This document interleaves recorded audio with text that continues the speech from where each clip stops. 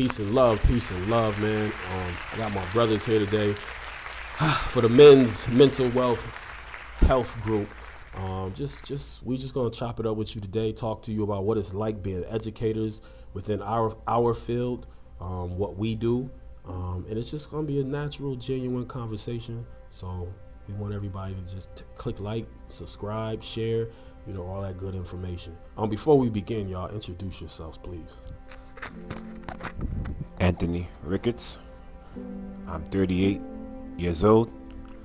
I'm married. Next month will be a year of me being married. It's thank God. We've had some rough but we also had some miscommunication. But through it all, we did not go to bed angry. We spoke about it. There were times when we took probably like a day to ourselves, but eventually we did come around and we just hashed things out. But I can truly say without a doubt, I am happily married. I love that. We love that.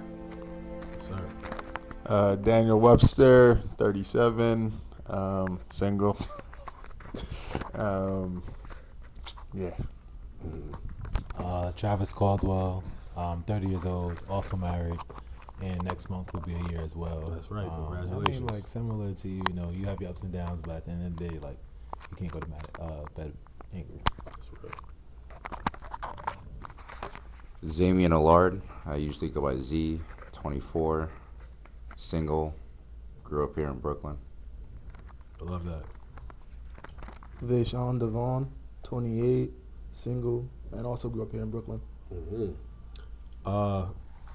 Mr. Canty, Halston Canty, counselor at Explore Charter School. I am not single, but I am singly not married, so therefore I'm single. But you understand. All right. You gotta be careful with them kind of questions. You gotta be mindful of what you say. If you're gonna speak, make sure you bring it on there. Yeah.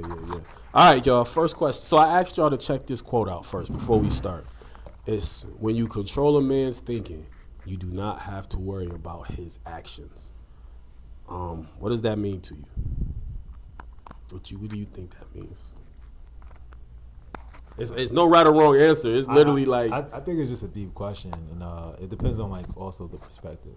Mm-hmm. Like, are you talking about from a woman's perspective, a men's perspective? Because if I'm thinking about a woman's perspective, thinking about just women in general, I think it's if you understand what a man is genuinely going through, have the conversations with men. I think they'll have a better understanding of us in general.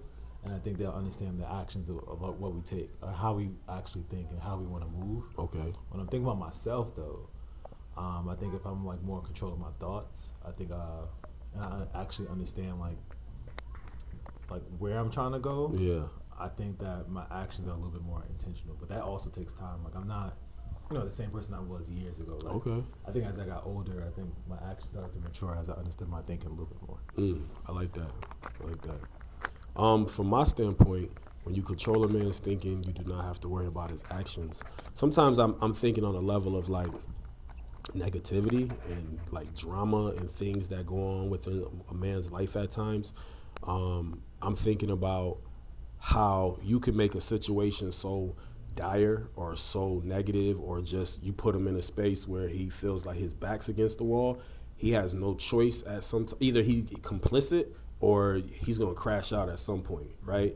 There's a small space where a man is I'm not going to settle for this. I'm now going to change and become something else. I'm going to take this situation and I'm going to build on this situation. But I look at just in terms of what's going on now in society, how they're trying to get rid of, a lot of black artifacts, things like that. Or they're trying to control the narrative of 300,000 black women are now without a job, right? Or they're, just laws and things that are trying to hold people back and not allow for people to rise up. I'm thinking of that at the same time, wow, if we speak up, then something bad is gonna happen. If we don't address this, then something bad is gonna happen, right? So those are the things I'm thinking is I sometimes when I look at things that are going on, I can't help but to say, let me not get too comfortable where the money is so good, the opportunity is so good. Now I'm in a space where I don't want to rock the boat. I just want to get my paycheck and just go home, boss. And that's where my mind is at the same time. Yeah. Along those same lines, it made me think of that quote. I think it's Harriet Tubman, where she's like, I've freed many slaves. I would have freed many more if they knew they were slaves. That's what it made me think of. Yeah. And that made me think of, ironically, the whole Kevin Hart situation, and like what you're saying, because he's not trying to rock the boat, right? So he's trying to get his check and elevating the society, but we can all see that he has to play the game. And then part of that is like demeaning himself in front of that's real, those people. So yeah, that's real. To me, I just think of myself in terms of alignment and like where I kind of want to end up in life and whether my actions are gearing me towards that path, or even just thinking back. It's like sometimes I'm just thinking to myself, wow, I can't believe I did that. I don't know why I would do that. I'm never going to do that again. So just really thinking about whether it's, retrospective or just where I want to be, just more about alignment, because really what you think and how you plan it, really, I don't even have to worry about what I'm going to do, because I know once I keep remembering that I'm going to end up where I'm supposed to be. That's a fact. Yeah, man. Thank you for that, bro. Yeah, and I was just thinking more along the lines of Caldwell and Z, that if you stack positivity, then your actions are going to align with positivity. So, like, the way you think is going to form what you do. And that's how I think about it. If you think negative, then it's going to control you and consume you, and it's likely going to have a negative outcome. And same thing is if you think positively about your life and the things you do, then your actions are also usually going to reflect that. Yeah, that's real, man. My question, I want y'all to really, really, think about this. When's the last time you let somebody see you struggle, and did it feel like weakness or strength? When's the last time When's the last time you let somebody see you struggle? Right, we all strong. We all go to the gym. We all do 20,000 push-ups a day. Right? Yeah, I'm good. Listen, you see that? You see, right? We all got this. But when's the last time you let somebody see you struggle, and did it look like weakness or did it look like strength to you? My wife. Wait, you need a mic. Oh, you got it? Okay, good. Yeah, my wife. Last time, she see me struggle, and I did at first see it as a weakness, but she knew I was struggling, and she knows how I am, not wanting to get help from her. I had the mindset. This mindset came from my father, of a man doing his best to have a family or have a wife to provide for his wife. So when it came to us, a car payment, that I didn't have enough money for my car payment, and she knew I was worried about it, but I wasn't telling her why I was so worried about it. She's that night before we went to bed, she Zelled me money to help me pay for my car payment. I woke up the next morning, I saw the Zelle money from her, and she said to me I had to put my pride aside, because she knew I was struggling, because I kept checking my phone, I kept checking my car payment, and I was worried. And she said that she respects that I like to do things my own, that the mindset that I have, she respects it by providing. But she said sometimes my pride gets in the way of asking for help, and it's okay to ask for help. Did you view it as a moment of weakness or strength to you? Weakness. But she assured me, to her, it wasn't a weakness. Yeah. She said my pride was a weakness. Wow. But me asking for help, she didn't see that as a weakness. Yeah. Yo, man, one thing I realize a lot of times, and some of y'all can definitely attest to this, is like when you be around women, they just want to be let in, right? They just want to be let in. It's literally like if you are keeping the wall up, you ever been around your girl and like, I can tell you got a wall up. I can tell there's something there that's like, you're not letting me to get in there. They literally just want to be let in, regardless of whatever. But it depends on your household too, like how you're raised. Like if you viewing it as a weakness, you're like, I'm not about to tell you. I'm literally not about to tell you what I'm going through or what I'm experiencing. Yeah. So it's no secret to people that know me. I like to be physically fit. That's just who I am. It's like what I like to embody. And this past December, one of my parents had health issues, and we were worried about like how fast we could get my parent to the hospital.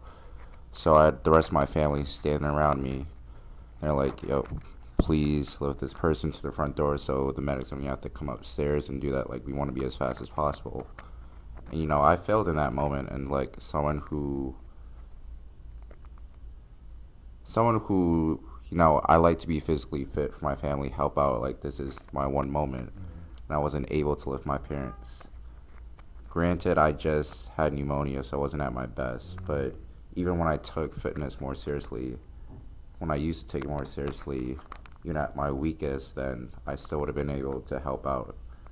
And so, it's kind of like I definitely saw that as a weakness. And so, like, my whole training this year, it's never really been, like, vain, anything like that. But this whole year, since, I recovered from pneumonia, it's just been more about holistic. Just, like, I never want to be in that situation where, we could talk all day. Mental strength is important for me. Physical strength is also important. Just being someone that people can physically rely on. So I've been using it as motivation to like never be in that position. Like even at my worst, I can still help my family, help my friends, help those around me. So I took that moment of like weakness. It's kind of been like feeling my journey this year with just being physically fit. I thank you for sharing that. I also want to let you know, bro, that's a human moment, man. You know what I'm saying? Like, you don't have to be super duper strong or like mad, like the Hulk, right? Trying to get your parent, but you also, to me, I see what you're saying in terms of like physically, you're not able to like be there to pick them up, but like, how else were you there to support them? I think just being there in the moment, like at the hospital, or just like encouraging them. Like it's a pretty scary situation. Thankfully it's all better now, but in the moment just like being there in other ways for the family, like keeping the family connected, communication, being there for the person in the hospital, just That's doing support. your best to manage. So finding other ways to help out. That's real, man. Thanks. Let me ask y'all this. Be honest with yourself. Do you like taking advice? That's simple as that. Do you like taking advice? Wait, do you actually take your own advice? Do you take your own advice? Do you take your own advice? That changed the question a little bit, but Yeah. do you take your own advice? I would say sometimes it takes me having to actually go through it to sometimes realize did I actually believe what I meant in the first place? Like, Elaborate. let me elaborate on that. Like sometimes I'll be like, oh, like I don't like chaos. Like I genuinely don't. I like to like keep it organized, but sometimes it's to a default, right? Where sometimes in the classroom, like because I'm a teacher, like I realize sometimes when it's too organized or if it's like too silent, sometimes like are the kids actually learning? So like I'm like maybe there has to be a little bit more chaos here. Yeah. So I go against of like what I feel comfortable in. Sometimes I have to get a little bit more uncomfortable in these situations to realize that it doesn't have to look one way. Wow. Yeah. So like sometimes the advice that I'm like giving myself is like I don't want to get trapped in looking at it one way. Right. And I think that helps when you learn from different perspectives. Yeah. And like we had this conversation before. Yeah, real talk. Things could look two different ways, but it can still get done. That's right. That's right. So If you don't know, me and Caldwell, it's my co-coach, Yeah. and we beef sometimes, right? But it's a healthy chaos, a healthy beef. It's not like we got come on guns blazing, but Caldwell is very organized, right? Like he moves off a structure, And I move off of structure, but he's a math teacher, so he's constantly in there being directional. And I'm a counselor, so I have more of an ability to sit, talk, let the pace flow. I might let you get out of let your thoughts go up and down. But at the end of the day, we're on the same mission when it comes to our team, but sometimes we butt heads, right? And that's what he's referencing at the same time.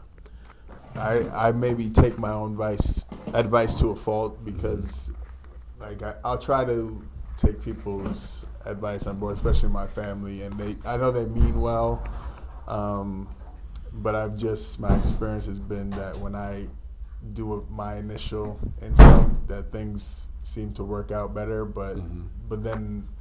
Wait, repeat that? Yeah, so my family will give me advice, right? And it's from a positive place, but I feel like I tend to lean on my own initial evaluation. So like I'm following my own advice in a way. Yeah. But it's kind of can backfire because you become less and less open to other people's input. Yeah.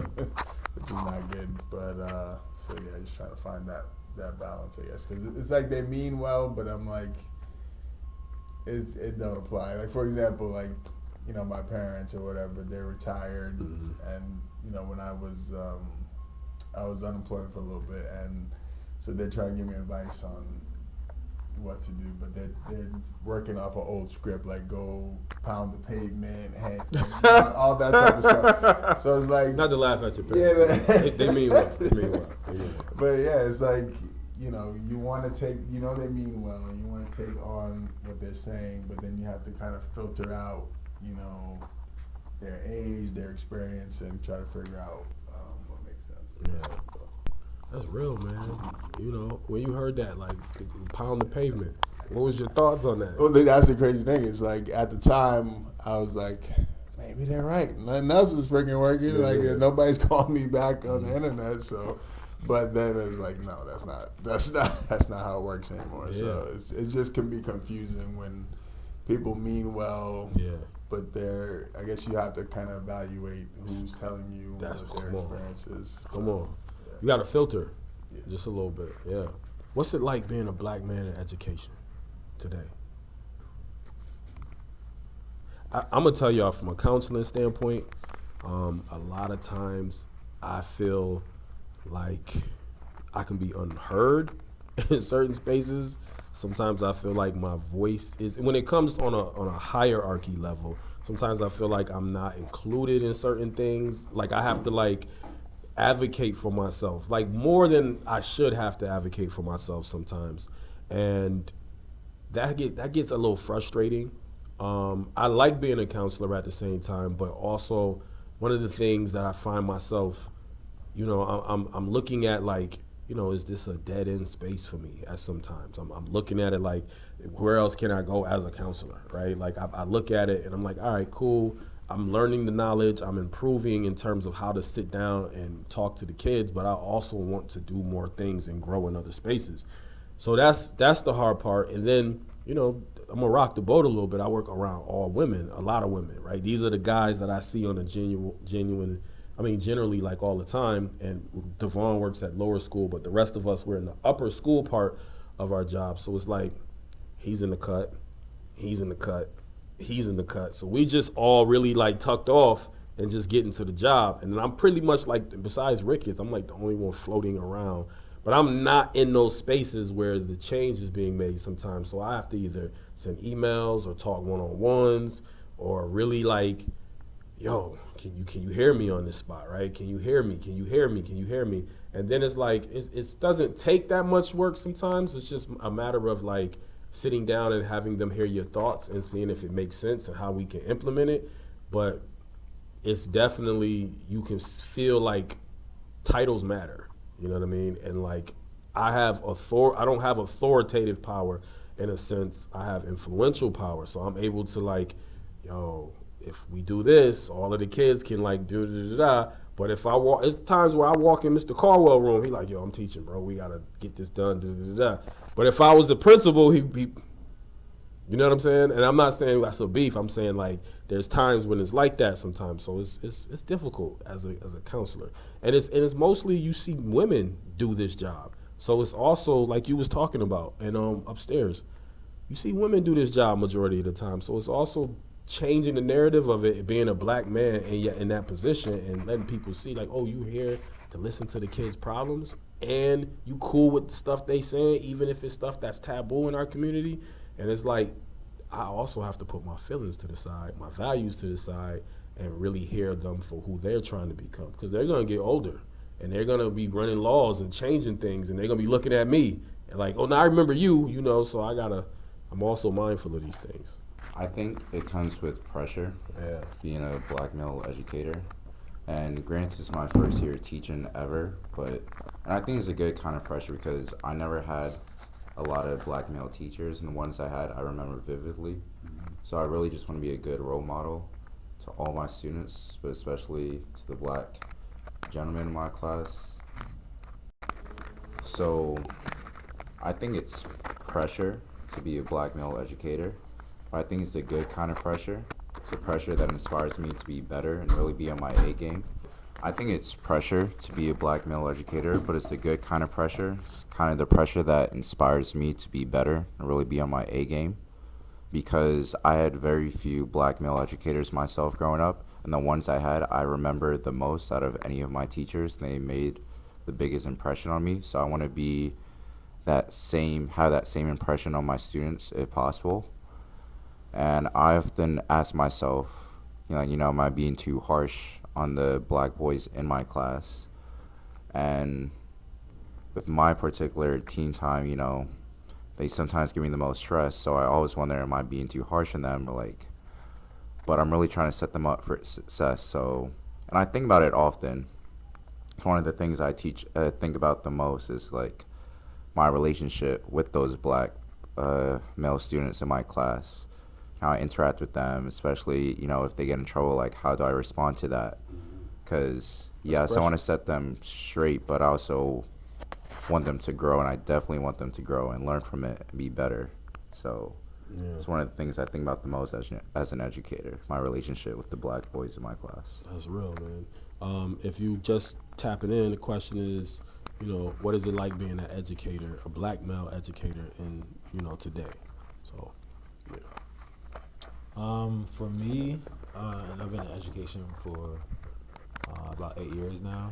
It definitely evolved. I know, like when I first started teaching, it was in South Carolina. And South Carolina, if you think about like culture and all these things, but I learned early in the game, like New York black culture is not the same as South Carolina black culture. And when I went to that school, I had the misconception of me just being black was going to be enough to try to serve these students, and it wasn't, and that applied even more pressure, right? Because I had to learn about a whole different type of black culture, and I was in a school where it was like majority white teachers, so I also felt like I had to become a yes man, like where you need me to do this, yes I got it. Yes I got it, what I'm saying, like. So I wanted to make sure to also be known, like whatever negative stereotype you got about me, like I'm gonna let you know from the jump, like I'm coming on time and making sure I'm doing all these things. So I always carry that burden on me as I'm even trying to maneuver, and it kind of transferred even when I come here, which is also why I feel like sometimes I'm always having my hand or like doing something. Yeah. But also it leads to, you know what I'm saying? Yeah. But then also it does lead to a form of like burnout or performance. Yeah, we talk about performance a lot. Yeah, like I feel like I'm doing things, but also I'm like, am I also being seen? Like sometimes I feel a little bit unseen as well. So I do feel like, to your point too, when you're in a field where it's predominantly like women, and they have the mentality sometimes is different. Yep. We may see, I don't know, a kid bouncing the ball, and we're like, oh, okay, but then they see it in a different light.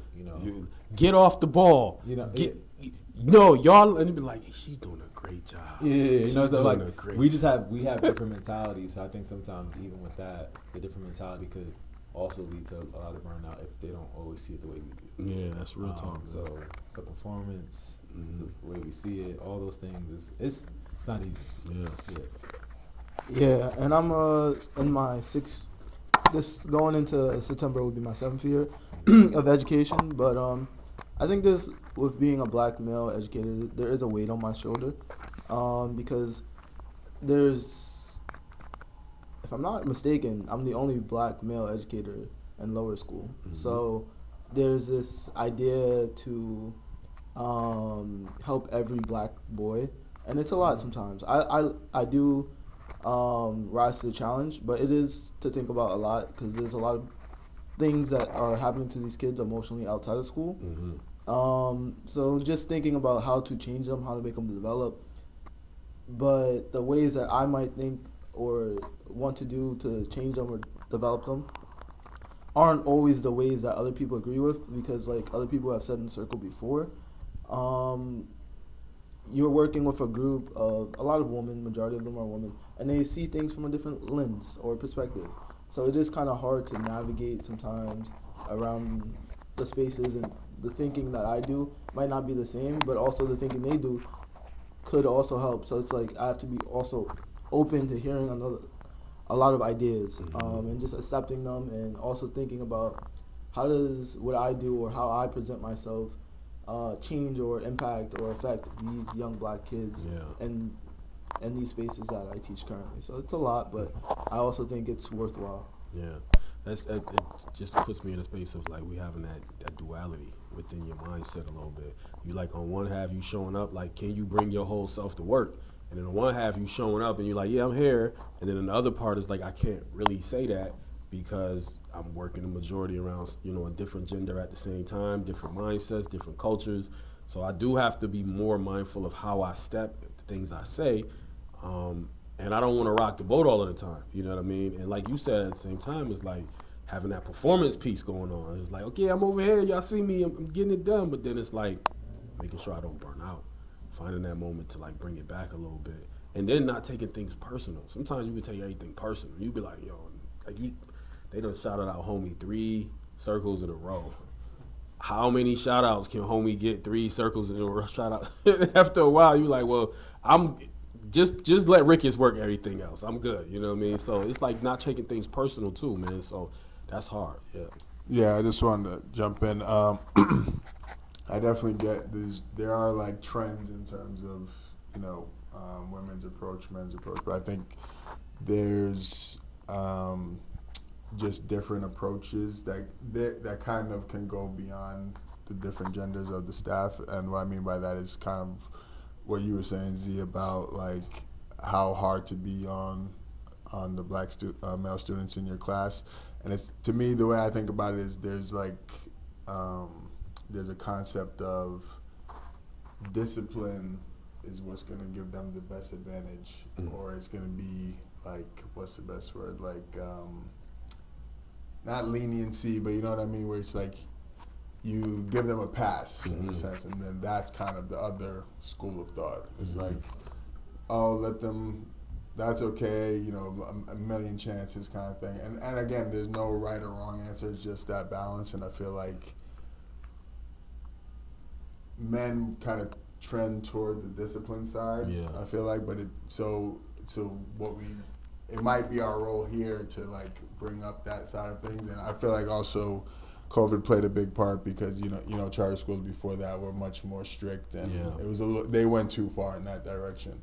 But I feel like coming out of COVID, we were given so many passes, and then I always think about like, I get in the moment it's good to like let things go, and there's definitely a place for that. But I also, in the back of my mind, I'm like, is this actually the best service to these kids, and like how much discipline is the right amount? Facts. And that those are the things I think about. And there's definitely a gender aspect to it, but I've seen women staff and teachers that go way hard on the discipline side, and I've seen them on the other side, and men all the way on this side and on the other side. So there's a lot of dynamics. But who was the black influential leader within your life? In your life, think about that. Who was the black influential leader that was in your life? Or who was the black man that most influenced your life, and what did he teach you? I think I have 3. I don't think I could pick one. I think my grandpa and my dad. First two I would pick. My grandpa is like extremely structured, like extremely rigid, extremely like you go to work, you pay your bills, you get the job done, you sleep, you repeat. Very structured, but it's also like it's kind of in a way motivating for like to be successful. I'm not saying that's the only thing you should do with your life because that's literally the only thing he did with his life. But it did teach me structure and like, in order to be successful, I do need to put in work. So I think that also helped. You just gotta. I think it was said before. You gotta like take in factor in like their age and where they're coming from, and just take the good out of what they're saying. You don't have to take everything, but you do just want to take, what's needed. That's And real. then same thing with my dad. I think he just same thing, very structured, goes to work, he showed me like relationship wise with my mom so that, everything went well and everything, and so just average or everyday things. I think my grandpa and my dad would be the biggest two. Yeah. And then a big inspiration for me outside of like family would be I really like running, so Jesse Owens was a big inspiration for me because he always taught like push through whatever you got to go through to get to where you need to be, because he was the only black guy on the Olympic team at the time. So he went through so much, but he still had his goal in mind the entire time, and he was making sure, despite everything around him and the stress levels he was going through, he was going to figure out a way to achieve his goal. So I also think even when I was a teenager, I think that was very inspiring to me. Dope. For me, it's definitely my dad. He works for the MTA, and for most of my life, he's woken up at like 3:30, out of the house by 4 a.m., and he's just extremely disciplined. He wouldn't call himself disciplined, but he's the most disciplined person I know.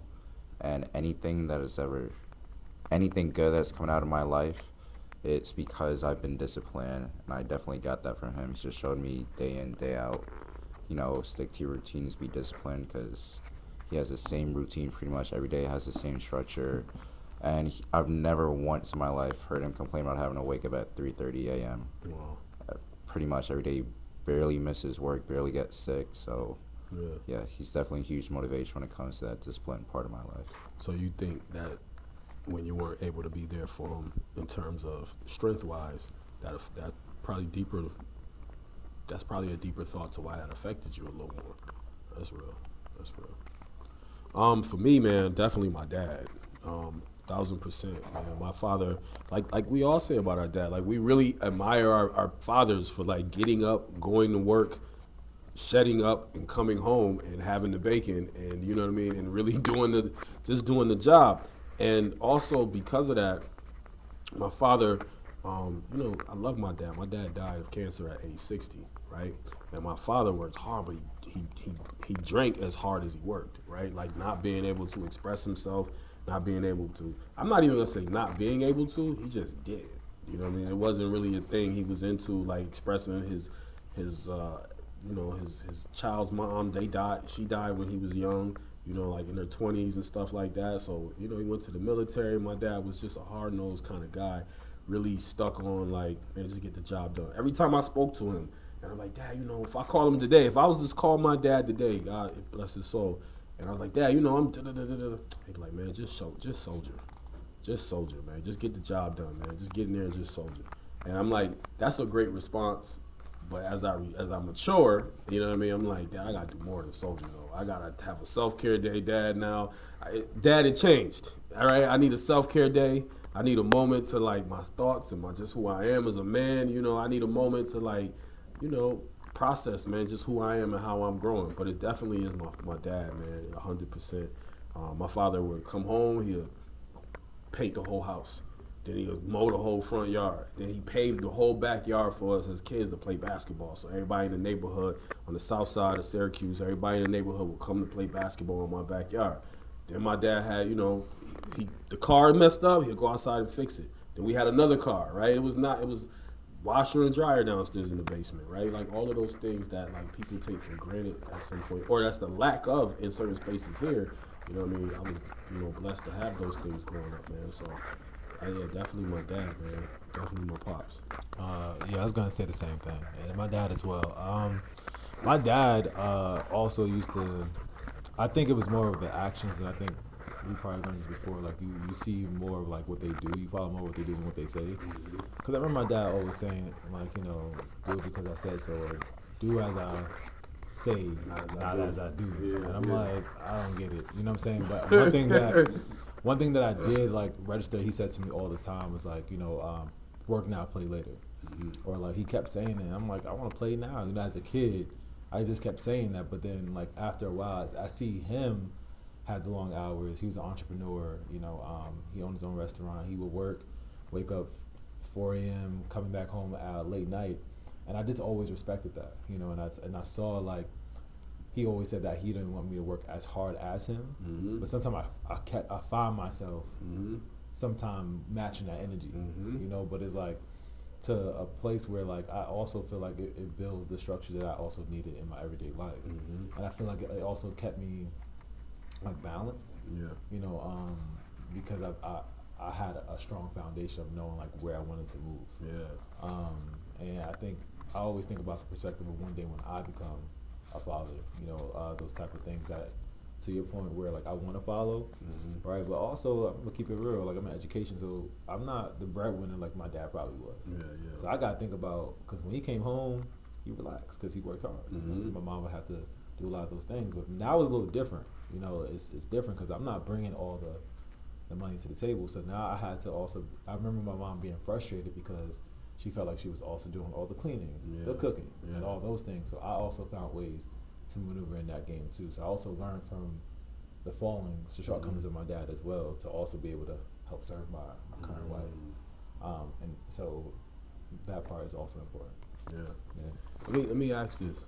You think your dad, just for everybody that spoke on that, and just the thoughts, did your dad have respect like initially right off the bat in the family? What I mean by that is, remember, like he had respect, right? Like up front, ain't nobody really gonna disrespect him. But think about like you as a child, right? Did you initially give him that respect? Like in front of him, you was like, yeah, dad, but behind his back, think about your mom, right? And the things that maybe mom probably said at times. Did he get that respect that we giving him now? Like we giving him dad his flowers now, but did dad get that respect initially right there and there in the beginning?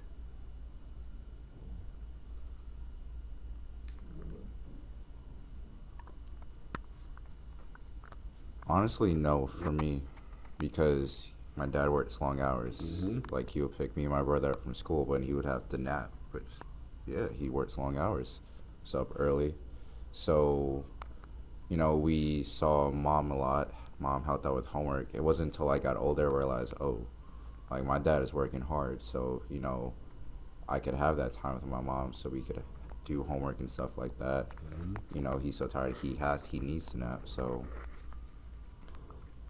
yeah, it definitely took me a few years for me to get older and mature and really think about it. Yeah. So, yeah.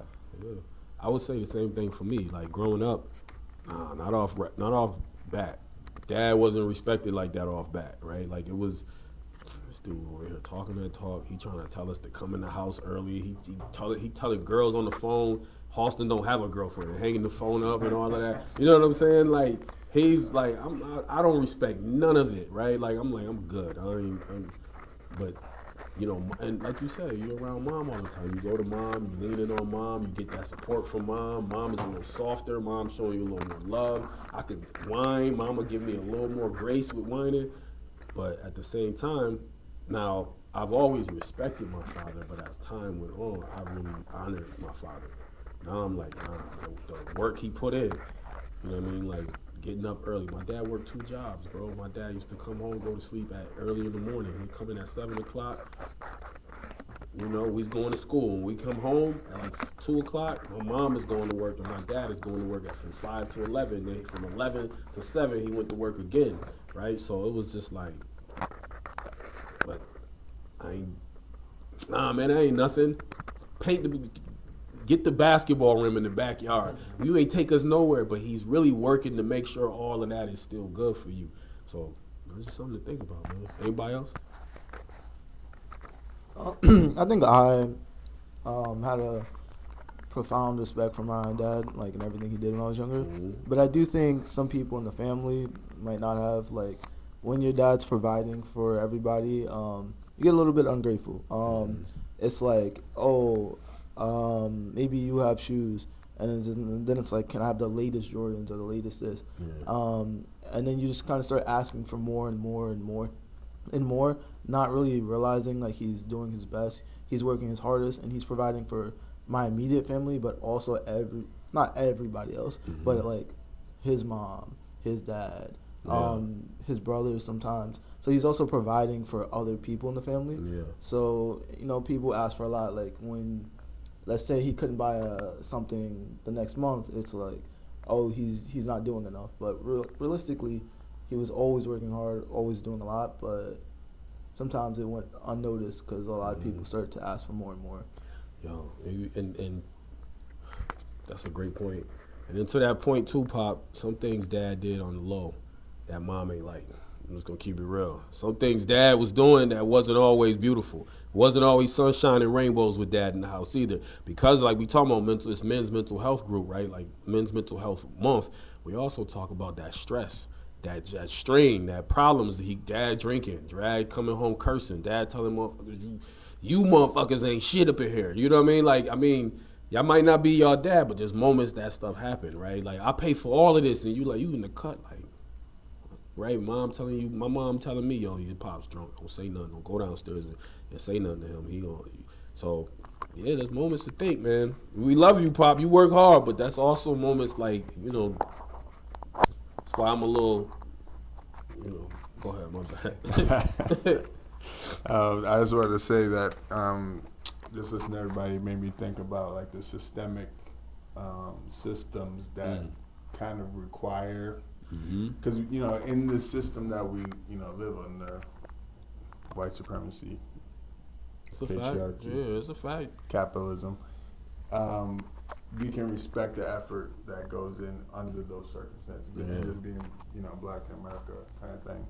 But then what it makes me think about is like, why is it set up where the dad has to work to the bone, to the point where he's so stressed that XYZ, or has to work 2 jobs and things like that. So it makes me think about like the systems that are in place, and then kind of back to the quote where it's like, control a man's thinking, you do not have to worry about his actions. So it's like if we've all been taught that working to the bone is the height of a man. Respect. Yes, there we that's go. what a man is. There we go. Now that's our thought, and then the system is controlling our actions in that way, to a certain extent. So within the system, like that, obviously we should pay respect to our fathers and respect each other for working hard. And working hard in itself and providing for people is always going to be a positive thing. But then the excess that's demanded more and more as time goes on, that's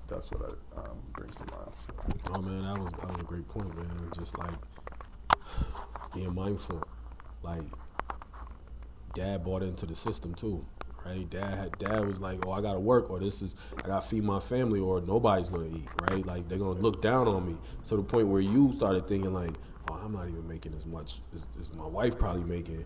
Am I the breadwinner? I mean, how do I look at myself now that when I come home, right? That's an added stress as opposed, and then you come into work and you don't feel noticed at the job at the same time, and then it's like, but you do got the results, but out here they don't really care about that. You know what I mean? They're not zeroing on that. And along the same lines, it's like the system's not built for us to win. So it's like the demand is to be the breadwinner and to provide for everybody, but we're already. It's not built for us. So when we accomplish that, it's even like multiplied of difficulty. That's so it. you know what I mean. So listen, we spitting right now. To be honest, I'm gonna move forward real quick. What is one unhealthy coping mechanism you had to unlearn? So we talking about our dads and all of the drama and the things and just performing and just working hard and just not being there. What is one thing you had, one healthy coping mechanism, what is one unhealthy coping mechanism you had to unlearn, right? Like for me, something I had to unlearn, I don't always need to talk. Sometimes I say whatever comes to my head and I'm like, yo, I'm gonna tell you, and they told me this is what it means. You got to get your thoughts out, and then I ruffle feathers, and now people are mad at me. And yo, I don't. Even though Even the Bible says a man, a fool says everything that comes to his head. Right? I read that one day. From a distance, you can't tell who's that Jay-Z. That's Jay-Z. But that's in the Bible, right? But the Bible, so yeah, that was Jay-Z. But yeah. But in the Bible, they say a fool says everything that comes to his head, right? So I had to learn. I'm learning more as I grow. Like, yo, bro, I can't say everything that I think of, right? I was wearing that like it was a badge of honor. Like, yo, I'm about to tell y'all straight. Now I'm just like, nope. As much as I would love to tell that and say that, I'm not about to say that. You know what I mean? Because that's gonna make somebody feel upset. That's gonna make somebody get sad. You ever said something to your girl, your wife? You know what I mean? The shorty you dating or something. Because you just felt like saying it. Like, I'm about to just say this. And how did that end up? Right? You ever, because you get those moments where you like, don't say that, and then you be like, yo, well, I always gotta be the one that come home and do this. You feel, that's how you feel. So yeah, for me, that's what I had to unlearn, man. Definitely had to unlearn that. For me, it was just being ignorant.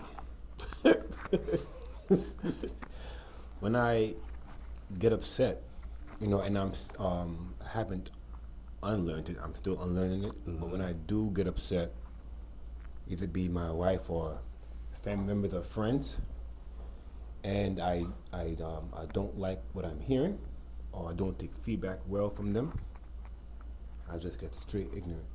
I say things that have nothing to do with what's the conversation. The conversation going on, or I just want to get the last word. I want to get the last word, and then I sound stupid. I sound ignorant.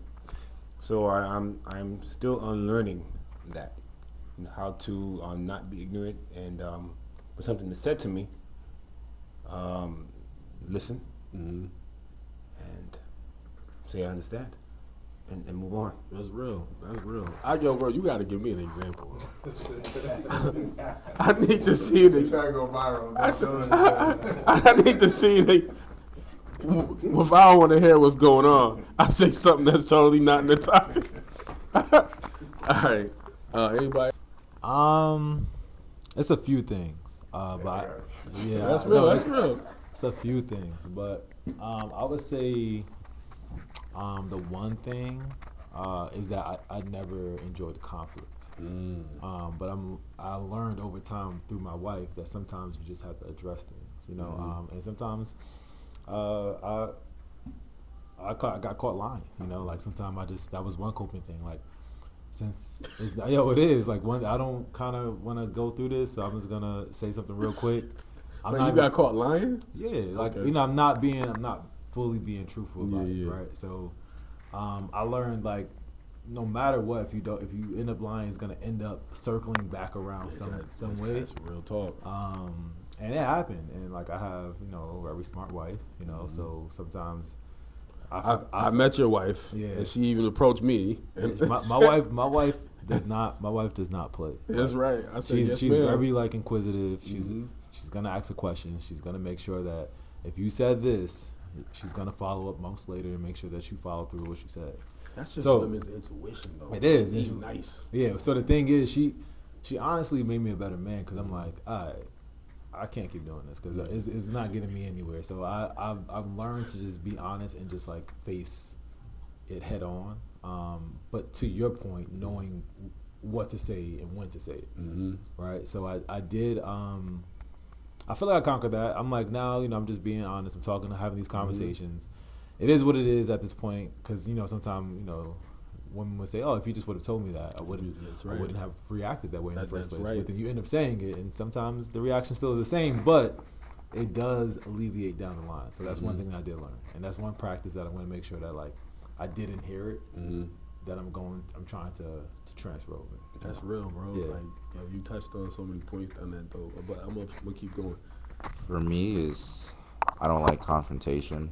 I like keeping my peace. And if something is wrong, usually I just get petty and not say anything because I don't want to confront the person or the situation.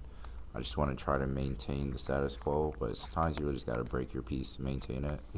So I really had to learn, sometimes you just got to speak out. and literally just speak, say what's on your mind, because what usually happened in the past, I'll just stay quiet, let that pettiness build up, and then it just explodes. So I really have to learn to speak up, and I am learning to speak up before it gets to that point, because it has ruined relationships. So, Of not saying nothing. yeah, So you just be like, yeah, whatever. I'll just become petty, more and more petty over time. Yeah, yeah, man, that's real. Go ahead, bro. No, I was gonna say, yeah, but that's real. And before we got married, we had to read this book called Seven Myths of Marriage. And like through that book, you just learn like all those type of trends of like that's called stonewalling, like all these different things. Stonewall riots. Yo. Hey, we just went through a DEI Yeah, session. yeah. We it's just so many tactics that we usually go through. Like you said, we end up like going back to our coping mechanisms and stuff like that. But when you push through and actually sit down and have a conversation and like actually dive deep instead of like using like blame language or just having conversations, it actually opens the door. But that also takes vulnerability, and like I feel like that's also the toughest part about being like a man in a relationship, being open to like letting you know like this is how I really feel. Yeah. Because sometimes it feel like it could be used as leverage. They used against you. Yeah. Because this keep it real, ladies. Y'all, when we start speaking the truth, y'all start using that against us. Well, you did tell me one time you used to cheat, and you'd be like, well, I was like 19 when I did that. No, you said no, and I remember that, you know. And it's like to your point of like lying, like I can relate to that point. Because there's times where I done made just white lies. I'm not talking about, I got a Bentley. Yeah. I'm talking about like, where was you at yesterday? And it's just like, I went to my man crib. And I probably literally just didn't want her to come over. I probably was just tired. And the next day is like, so you went to your man house yesterday. What y'all do? And it's like, what we do? You really want to know what we did yesterday? And then now you got to elaborate more on the lie. And then before you know it, and then like a week later, it'd be like, is that your man calling that you went to his house last week? And then it's like, yeah, that was him. Now I done told 3 lies off of 1 lie. And I literally wanted you to forget the whole process. I wanted the whole process ignored. Yeah, but now I have to continue to lie. And eventually I'm going to be like, I might as well just tell her the truth, but no, I'm not gonna tell you the truth. Because then by that time you're already too deep. So now we 3 years in off that 1 lie. I could have just told you the truth, but I don't even want to ask questions because you asking me too many questions, man. Like, But that's tough. But that's what I'm saying. That takes vulnerability, like to honestly just be like able to address it and like head on. Yeah. And just to be honest, relationships in general it's a lot of resetting. A lot of conversations, a lot of things not going your way, so you have to continue to just communicate. And that's the toughest part. hey, man, my last question, man. What is a personal battle you've overcame that made you stronger? What is a personal battle you overcame that made you stronger? Think about that for a second. Something you overcame recently or just in the past that made you stronger. I will go first. So once I got many, but I'll keep it general for this part 1 of this. The military. The military was mentally, it was not my thing. It's very based on like white supremacy. It's heavy on white supremacy, and when it comes to safe spaces, like you know how everybody's like, this is a safe space. There's no safe space in the military. It's like white boy, line up, they get this space, they do their thing, I'm gonna promote you, boom, boom, boom. But for the black people, it's like whatever else is available, that's y'all space, right? And then they might say, let's say I've been in the military longer, they might say, Z, you come work with me, and you underneath Halston, and I just got to give you the information. But we still, at the end of the day, got to go talk to whoever the lead petty officer is. But they don't really create the space for you to feel comfortable in that space or whatever, right? So it's a lot of addressing that, and I had to I came from playing basketball, football. I came from, I still grew up in a poor neighborhood, but still being in this environment, I really didn't have to do all of these things of like, join a gang, right? We experimented with gangs, be involved with drugs. We experimented with all of those things, but we didn't have to use that as a crutch to be tough. But when you get in the military, man, it was just like, was gangs. It was gang heavy. It was grunt work. Like you could be if you don't have a good position in the military. Like say you getting money, they'll say, okay, well, all y'all in here, take this paint off these walls. That's the job.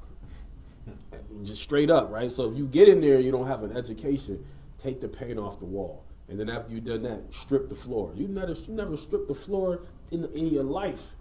You never painted a wall in your life. You probably just went the roller. It was fun. You went to beat the bomb and you had a good time. It's beat the bomb every day, bro. Like if you go out to sea, you out there for 6-8 months. You doing that every day. You might strip the floor, like this floor right here. You'll take every single tile off this floor. You'll clean the whole wall. Just take all of the paint off the wall. And guess what?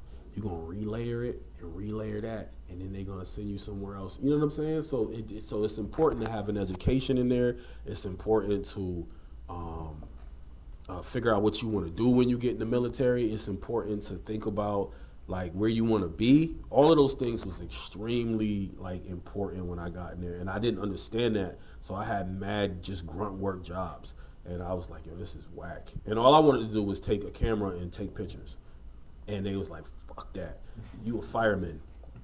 Throwing you, and I did a fireman. I was a fireman too in there, you know what I mean? So like I did that job, man. So yeah, I overcame that, bro.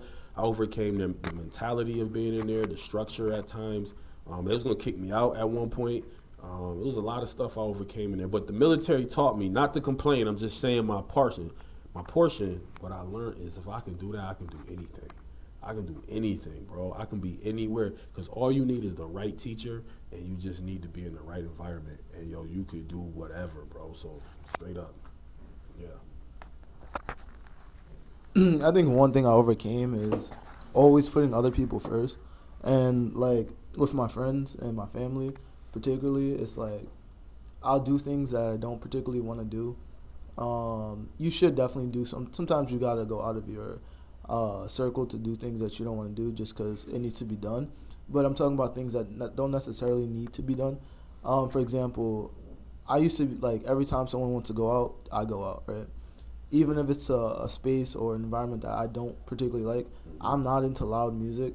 I don't like big parties, crowded like a sardine, with a lot of loud music. It's not my vibe. So,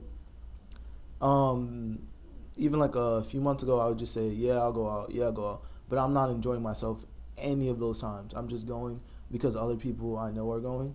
And yeah, now I've gotten better at just saying no, like overcoming that boundary of always having to say yes. Like if I don't want to go out now, no. I'll catch you at brunch. Doing something that I actually enjoy with them. I'm not saying you shouldn't see your friends, you shouldn't see your family, but I'm saying you should set the boundary that you don't always have to do something that you don't particularly want to do. That's real. That's real. That saying no is hard. I think we do that a lot, even here working. We be like, I got it. I'll take care of it. Okay, I'll do it. You go home and crash, man. You're super tired. For me, what I had to overcome with my religion. I was born in my religion, myself and my sisters, my two sisters, born in our religion. My father wasn't a part of my religion. He just married into my religion because my mom, he wanted to marry my mom. Mom was part of my religion, so. What's your religion, by the way? Jew. Okay. Jew, so he did that just to marry my mom. After he married my mom, he just stopped going to church. He got her. my bad. So growing up, my sisters and I, we went to church on Friday nights, church on Saturday, the whole day until sun was set. As a kid, just did it because mom said we gotta go. As I got into junior high school and in high school, every party or anything that was going on was always the weekends, or the Friday or Saturday, and we had church. I did not even ask my mom because I knew what the answer was going to be. I would say college, around 24 years old, I just told my mom I wasn't going to church anymore because I felt like I missed out on the parties and everything that went on. So mom said, well, you can't live in my house if you're not going to go to church. My dad thought that was too extreme. my dad always said to me and my sisters, when it comes to religion, it makes people stupid. So, dad told my mom. Dad called his brother, my uncle, and asked him and his wife, "Can I stay with them?" I stayed with them for the whole summer. How you were 24? Yeah. Okay. So stayed with them the whole summer, but still going to college. So over my uncle's house, my cousins, he had 3 sons. Saturday night went out with them. Friday night went out with them. The first time I went to a strip club was with my cousins. Lost my freaking mind. Hate to hear what happened up in there. Got my ears pierced. Got my nose pierced. All that. Yo, you make me think of a quote I just heard of. Keep going. Got all that because I couldn't get it in my parents' house. So, or my uncle's house, I got all that. And then, and after a while now, I was, before the summer ended, I went to go visit my parents. They saw my ears pierced, they saw my nose pierced.